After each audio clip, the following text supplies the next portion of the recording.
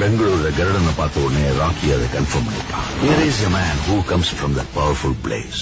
அதனாலதான் கருடனை கொல்ல வாய்ப்பு கிடைச்சும் அவனை கொல்லல, விட்டுட்டான். KGF பிடிக்க அவனுக்கு ஒரு பெரிய படையே தேவைப்பட்டுச்சு. அதனாலதான் ராக்கி எல்லாருக்கும் முன்னாடி கருடனை கொன்னான்.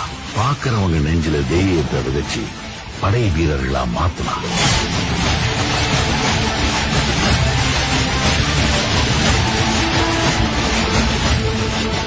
எல்லாருக்கும் கருடன் இறந்த செய்தி தெரிய வந்துச்சு.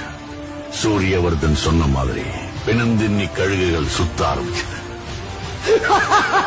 KGF அழிக்கவும் காத்துட்டு இருந்தாங்க, உருவாக்கவும் காத்துட்டு இருந்தாங்க. ஆனா அங்க ஏற்கனவே ஒருத்தன் தன்னோட கால் தரத்தை பதிச்சுட்டான்னு அவங்க யாருக்குமே தெரியல.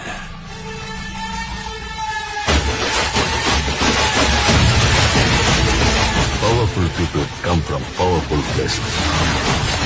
ஆண்ட்ரூஸ் எப்போ பாம்பேய லாலிபாப் தர மாதிரி தரேன்னு சொன்னாலும் ராக்கிக்கு அந்த சமுத்திரம் கூட சின்ன குளம் மாதிரி ஆயிடுச்சு.